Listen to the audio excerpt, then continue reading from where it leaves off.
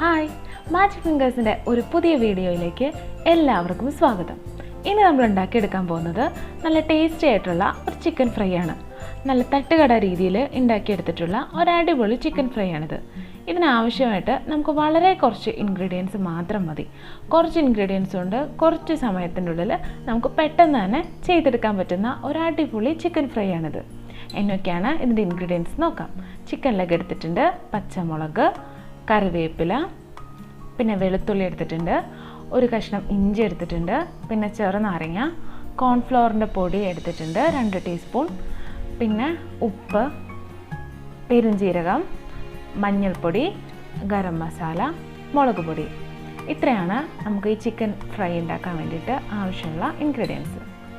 ആവശ്യമായിട്ടുള്ള അരപ്പ് തയ്യാറാക്കണം. അതിനുവേണ്ടി കുറച്ച് ഇഞ്ചി കഷ്ണങ്ങളാക്കിയത് നമ്മൾ എടുത്തതിലേക്ക് ചേർത്തിട്ടുണ്ട്. പിന്നെ വേണ്ടത് വെളുത്തുള്ളിയാണ്. വെളുത്തുള്ളി ചെറിയ അല്ലികൾ ഇതിനകത്തേക്ക് ചേർത്ത് കൊടുത്തിട്ടുണ്ട്. അടുത്തതായിട്ട് വേണ്ടത് കറിവേപ്പില, ഒരു തണ്ട് കറിവേപ്പില നമ്മൾ ചേർത്തിട്ടുണ്ട്. പിന്നെ പച്ചമുളക്, 2 പച്ചമുളകാണ് നമ്മളിവിടെ എടുത്തിരിക്കുന്നത്. ഒരു ഇൻഗ്രീഡിയൻറ്റും കൂടി വേണം, അത് നമ്മുടെ പെരുംജീരകമാണ്. പെരുംജീരകവും കൂടെ നമുക്കിതിനകത്തേക്ക് കുറച്ച് ചേർത്ത് കൊടുക്കണം.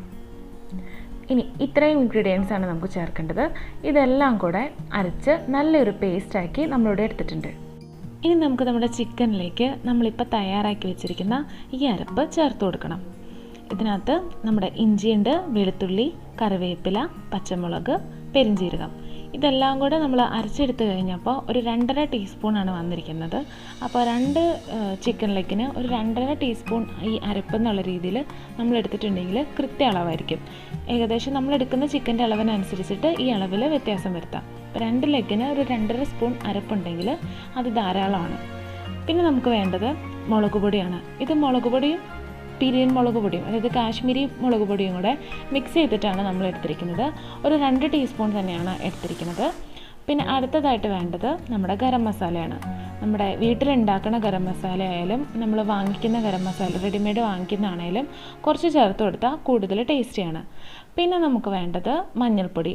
മഞ്ഞൾപ്പൊടി നമുക്ക് കുറച്ച് മതി, ഒരു 1/4 ടീസ്പൂൺ മഞ്ഞൾപ്പൊടി ചേർത്താൽ മതി. അടുത്തത് നമുക്ക് ആവശ്യത്തിനുള്ള ഉപ്പ് കൂടെ ഇതിനകത്തേക്ക് ചേർന്ന് കൊടുക്കണം. ഇനി നമുക്കൊരു പ്രധാനപ്പെട്ട ഇൻഗ്രീഡിയൻ്റ് ആഡ് ചെയ്യാനുണ്ട്. വേറൊന്നുമല്ല, നമ്മുടെ കോൺഫ്ലോറാണ്. കോൺഫ്ലോർ ചേർത്ത് കഴിയുമ്പോൾ നമ്മുടെ ചിക്കന് നല്ല ക്രിസ്പിനെസ് ഉണ്ടാവാൻ വേണ്ടിയിട്ട് ഇത് ഹെൽപ്പ് ചെയ്യും. നമുക്ക് ഒരു 2 തൊട്ട് 2.5 ടീസ്പൂൺ വരെ കോൺഫ്ലോർ നമുക്ക് ഇതിനകത്തേക്ക് ചേർത്ത് കൊടുക്കാം. കോൺഫ്ലോറിന് പകരം മൈദ ഉപയോഗിച്ചാലും കുഴപ്പമൊന്നുമില്ല കേട്ടോ. കോൺഫ്ലോർ ഇല്ലെങ്കിൽ അതെടുക്കാം. പിന്നെ നമ്മൾ ചേർക്കുന്നത് ഒരു അരമുറി നാരങ്ങ പിഴിഞ്ഞ് ഇതിനകത്തേക്ക് ചേർത്തിട്ടുണ്ട്.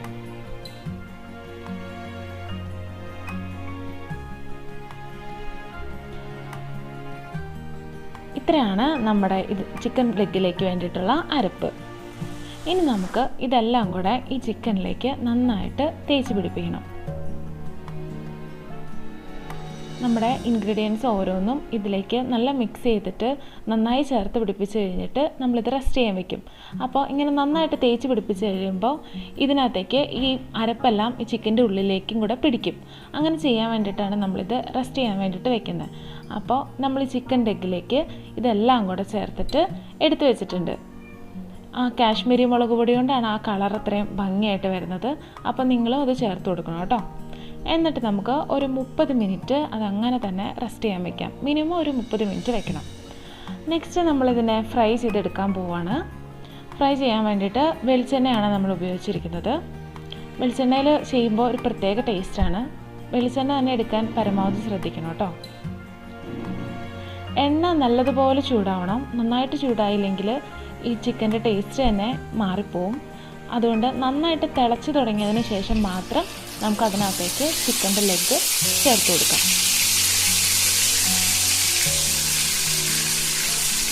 ചിക്കൻ ഒരു പകുതിയെങ്കിലും പൊങ്ങാൻ പാകത്തിന് വെളിച്ചെണ്ണ ഉണ്ടായിരിക്കണം.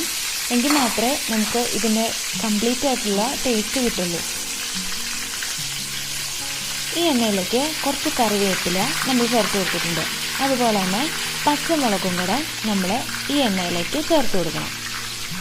2 പച്ചമുളകാണ് നമ്മളിവിടെ ചേർത്ത് കൊടുത്തിരിക്കുന്നത്.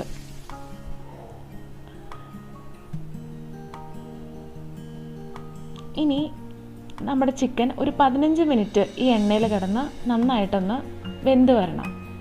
തിളച്ചിട്ട് നമുക്കിതിൻ്റെ തീ സിമ്മിലാക്കി വെക്കാം.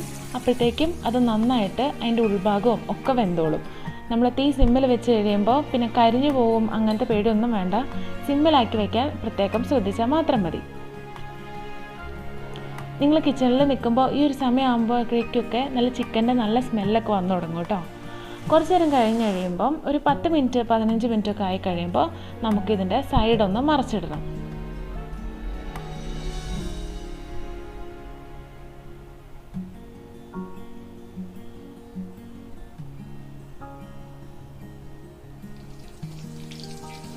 നമ്മുടെ ചിക്കൻ അപ്പം ഏകദേശം നന്നായിട്ട് വെന്തിട്ടുണ്ട്. നല്ല ക്രിസ്പി ആണെന്ന് നമുക്ക് കാണുമ്പോൾ തന്നെ അറിയാൻ പറ്റും. അതുപോലെ ആവശ്യത്തിന് സമയവും കൂടെ എടുത്ത് ക്ഷമയോടുകൂടി നമ്മൾ ചെയ്തിട്ടുണ്ടെങ്കിൽ ഉൾഭാഗമൊക്കെ വെന്ത് നല്ല ടേസ്റ്റി ആയിട്ടുള്ള അടിപൊളി തനി തട്ടുകട സ്റ്റൈൽ ചിക്കൻ ഫ്രൈ നമുക്ക് തയ്യാറാക്കി എടുക്കാൻ പറ്റും. നിങ്ങൾ എല്ലാവരും എന്തായാലും ഇത് ട്രൈ ചെയ്ത് നോക്കണം. നല്ല അടിപൊളി ടേസ്റ്റാണ്, അതിന് നമ്മൾ ഗ്യാരണ്ടിയാണ്. ഉറപ്പായിട്ടും എല്ലാവരും ട്രൈ ചെയ്ത് നോക്കുക. അതുപോലെ നമ്മുടെ ചാനൽ ഒന്ന് സബ്സ്ക്രൈബ് ചെയ്യണം കേട്ടോ. Thank you.